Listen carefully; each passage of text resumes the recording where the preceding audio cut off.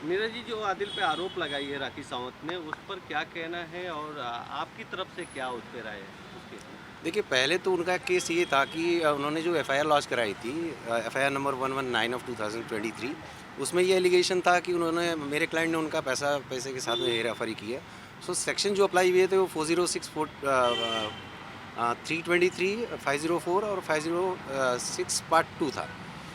उसके बाद मेरे क्लाइंट को राखी के घर से अरेस्ट उठाया गया, जिस टाइम पे वो लड़का अपना कपड़ा लेने गया था, वो राखी के कहने पे आया था। उसके बाद फिर वो यहाँ पे आने के बाद तो पुलिस ने उससे सेक्शन 41 का नोटिस पुलिस स्टेशन में ही सर्व किया। उसके बाद मेरे क्लाइंट का डिटेल स्टेटमेंट रिकॉर्ड हुआ, जिसमें मेरे क्लाइंट ने सारी चीज़ें क्लियर करी कि पैसे का लेन देन कैसे क्या हुआ था, क्या नहीं। उल्टा मेरे बहुत ही ह्यूज अमाउंट लगा हुआ है, मैंने खर्च किए।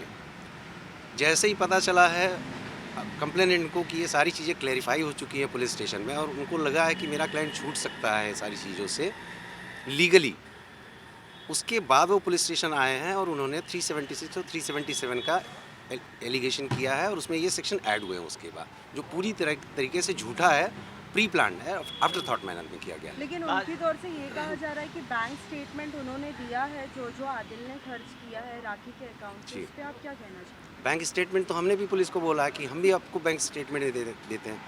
हमने अपना सारा बैंक का वो डिटेल दिया हुआ है। मेरा जो पर्सनल अकाउंट है वो भी दिया हुआ है, जो हमारा बिज़नेस अकाउंट है राखी के साथ में जॉइंट जो ऑपरेट होता था, उसका भी डिटेल दिया हुआ है। Let the police investigate, the truth will come forward.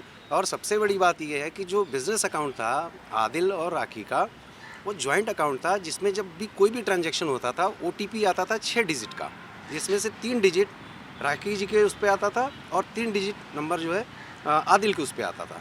दोनों का मिला के जब 6 डिजिट का नंबर एंटर होता था तभी ट्रांजैक्शन कंप्लीट होता था।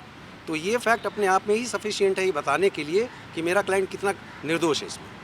सर, एक 406 लगाया गया है, जिसका अगर कहें तो है धोखा देना कहीं ना क्रिमिनल कहीं है। Breach of trust. तो फिर शादी क्या हुई थी या उसके आधार पर आप ही आरोप लगा रही हैं? नहीं, नहीं, वो 406 वो पैसे रुपए के लेन-देन किया उस पे लगा रही हैं। उनकी शादी हुई है, वो तो एडमिटेड फैक्ट है। उन्होंने मीडिया के सामने ही हमेशा वो किया कि वो उनका पति है, और इस्लामिक रीति-रिवाज से शादी हुई है सबकी।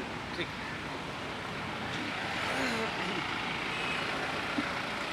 हो गया डन ना?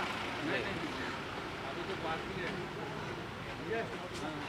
आज आज कोर्ट में किस तरह के इस केस को चैलेंज करने वाले हैं आप, और क्या उम्मीद है आज की जमानत होगी या क्या रहेगा? अभी देखिए, अभी कोर्ट में अभी इनको प्रोड्यूस किया जाएगा। प्रोसिक्यूशन की क्या दलीलें होती हैं सामने से, और हमारी जो भी है जो फैक्ट्स हैं वो हम कोर्ट के सामने रखेंगे। Let the honourable court decide.